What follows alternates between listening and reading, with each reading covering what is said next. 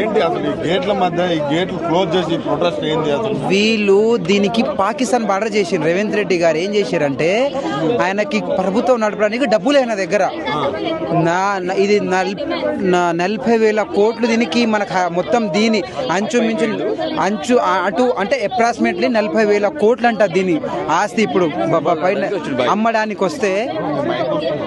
So ఏం చేసి దీన్ని అమ్మేసి ఎట్లయినా ప్రభుత్వం నడిపిద్దామని ఆలోచన. కానీ ఫుట్బాల్ ఆడడానికి ఫస్ట్ ఇక్కడ ఫుట్బాల్ ఆడడానికి వచ్చినప్పుడు మేమంతా సంతోషపడ్డాం. ఫస్ట్ మేము అనుకుంటే ఫుట్బాల్ ఆడడానికి వచ్చినప్పుడు ఆడుకొని వెళ్ళిపోతాం. కానీ మమ్మల్ని ఇంతగానో ఆడిపిస్తానని మేము అనుకోలే. ఆడ 400 ఎకరం అంటే దాదాపు ఒక 100 ఏళ్ళు పడతాయి అన్ని చెట్లు కట్టడానికి. ఇప్పుడు అందులో వేల జింకలు, ఎన్నో పక్షులు, ఎన్నో జంతువులు ఉండే. ఇప్పుడు అన్ని రోడ్డు మీదకి వస్తున్నాయి. జింకలు లేవన్న ఒక్క క్షణం క్యాంపస్కి రమ్మను, మా క్యాంపస్కి రమ్మను. ఇప్పుడు ఈ నుంచి ఒక మీరు 2 కిలోమీటర్ దూరం పోతే మీకు వందల సంఖ్యలో మేము జింకలు చూపిస్తాం, నెమ్మల్ని చూపిస్తాం. అవన్నీ బయటకు వచ్చి హాస్టల్ చుట్టూ కూడా తిరుగుతున్నాయి. ఎప్పుడు రాలే. ఎప్పుడైతే అక్కడ బోల్డ్ జరుగుతూ అవుతున్నాయో భయపడి ఉరుకుంటూ వస్తున్నాయి. ఇటు హాస్టల్ సైడ్ పాములు వస్తున్నాయి. మేము వీడియోలు చూపిస్తాం, మేము కాదంటే లోపలికి రమ్మనండి. ఏం లే, నిన్న 4 కూర్చురు గుంపు మేస్త్రి లెక్క ఏం బిల్డింగ్ కడదామని. బట్టి వీరరామారావు కూర్చున్నాడు, శ్రీధర్ బాబు కూర్చున్నాడు, రేవంత్ రెడ్డి గారు కూర్చున్నారు, ఇంకో ఆయన మన రెవెన్యూ మినిస్టర్ ఆయన కూర్చుండు.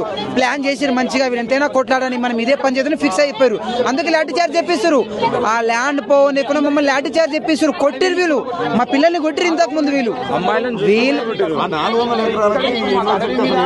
అవునన్న, స్టోరీ ఏంటంటే ఎడ్యుకేషన్ పర్పస్ మీద ఒకప్పుడు సోనియా గాంధీ ఇది ఇచ్చింది. ఎడ్యుకేషన్ అంటే ఆ మాత్రం అసలు మైండ్ లేదా? ఒక ఎడ్యుకేషన్ పర్పస్ లో ఇచ్చిన భూమిని ఎట్లా అమ్ముతారు?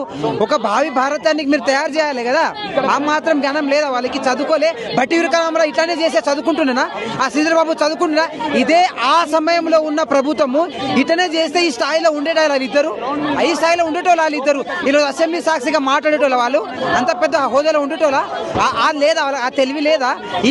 మళ్ళీ న్యాయపరంగానే ఆ భూమిని మేము లాక్కుంటామని చెప్తున్నారు.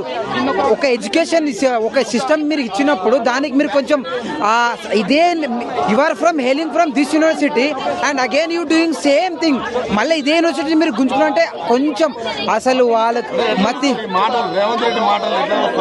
మేము ఏందైనా గుంపు మేస్త్రి ఏం చేశాడని ఏం చేయడు, ఇదే పని. ఆడ కబ్జా చేసి ఇంకా ఈడ చేస్తాడు, రేపు ఈ సైడ్ వచ్చి చేస్తాడు, మళ్ళీ రియల్ సైడ్ చేస్తారు. ఏం పని ఆయనకి? కొంచెం చదువుకున్న వాళ్ళు ఆ ఇన్స్టిట్యూట్స్ లో కొంచెం చదువుకున్న వాళ్ళని పెడితే ఆలోచిస్తారు. విద్యాశాఖ ఏంది, విద్యాశాఖ మంత్రి ఏంటి, విద్యాశాఖ ఎట్లా నడిపియాలి, అదే కదా నేను చెప్పేదన్నా. అదే అన్ని పదులు ఆయనకే కావాలి. ఎట్లా దోచుకోవాలి, ఏడబెట్టాలి, ఎలా డబ్బులు సంపాదించాలి, డబ్బులు ఏడ ఇచ్చేయాలి. ఉన్న పుణ్యాలు పుత్తానికి పెట్టిన అన్ని పథకాలు స్కీములు డబ్బులు సరిపోతున్నా ఏడబడితే దోచుకుంటుండు. ఇది ఒకటే కాదు, అగ్రికల్చర్ యూనివర్సిటీ కూడా దోచుకున్నట్టనే. ఇది ఒకటే కాదు, మీకు తెలియదు అంటే ఇంకా చాలా ఆ ఊర్లలో కూడా దోచుకుండు ఆల్రెడీ. అదే కదా ఇప్పుడు అర్థమైపోయింది కదా, ఏం చేయలేరు. ఎట్లా గుంజుకుంటే మా అయితే ప్రొటెస్ట్ చేస్తారు. రిజిస్ట్రేషన్ లేదు, రిజిస్ట్రేషన్ లేదు కదా. సో ఎలాగో అప్పుడు 1974లో సోనియా గాంధీ ఆమెనే ఇచ్చింది ఎడ్యుకేషన్ ప్రకారంగా.